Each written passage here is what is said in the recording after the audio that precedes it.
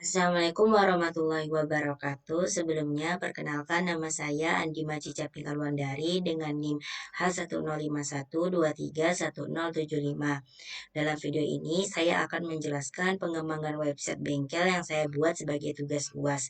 Website ini merupakan lanjutan dari proyek sebelumnya pada saat saya UTS yang menggunakan HTML dan CSS. Dan pada proyek kali ini, saya menambahkan PHP dan MySQL untuk membuat website lebih interaktif.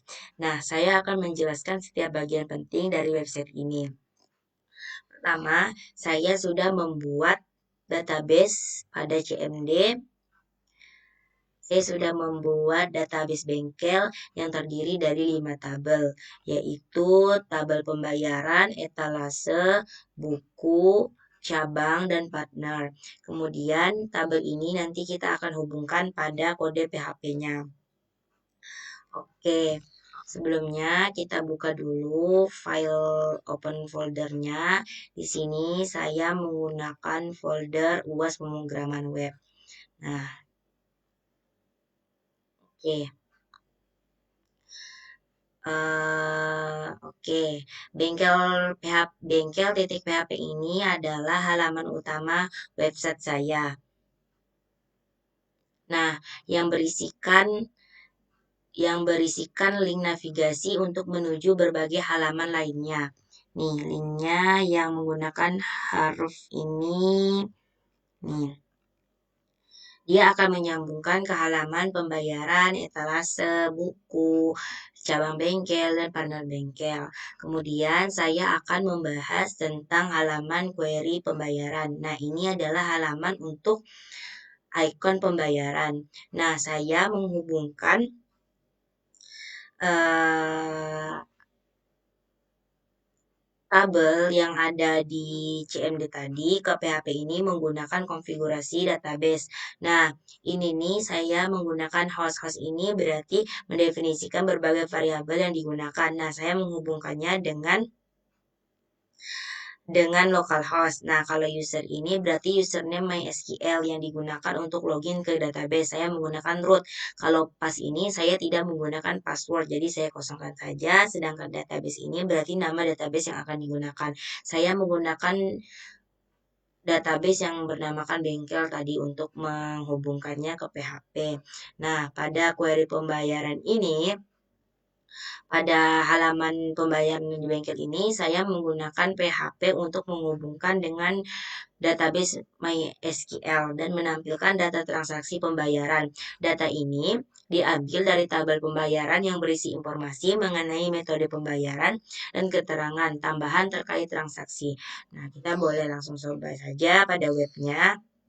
Jika kita tekan pembayaran di bengkel, maka akan tampil metode pembayaran bengkel. Terdapat 4 pembayaran, yaitu tunai, QRIS, debit, dan kredit. Kemudian kita lanjut ke halaman etalase bengkel. Nah, halaman etalase bengkel ini memungkinkan pengguna untuk mencari produk atau layanan yang dijual di bengkel. Nah, saya menggunakan MySQL untuk mencari produk berdasarkan kata kunci yang dimasukkan oleh penggunanya. Nah, dia sama dihubungkan juga dengan host, user, pass, dan DB ini. Kita coba jika kita kembali ke halaman utama, kemudian kita klik etalase bengkel, kita bisa cari misalnya kita mau cari etalasenya itu oli. Oke, oli. Nah, dia bakal muncul itu oli mesin atau oli mesin kastrol gitu. Pokoknya ya yang kita cari itu adalah oli. Oke, selanjutnya kita ke halaman buku bengkel. Nah, halaman buku bengkel ini menampilkan daftar layanan bengkel yang telah dilakukan. Saya mengambil data layanan tersebut dari tabel buku di database dan menampilkan untuk penggunanya. Boleh kita coba juga, yang dimana jika kita mengklik buku bengkel, dia juga dapat dicari. Kita juga dapat mencari. Ini ganti oli misalnya. Nah, nih, dia terdapat deskripsi bahwa penggantian oli mesin dengan oli berkualitas tinggi dengan harga berapa. Oke, selanjutnya kita pindah ke halaman cabang bengkel.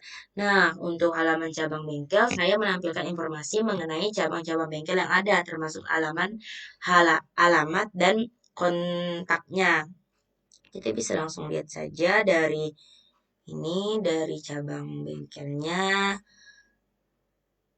Ini terdapat dua dan terdapat foto dan alamatnya juga, begitu juga kontaknya.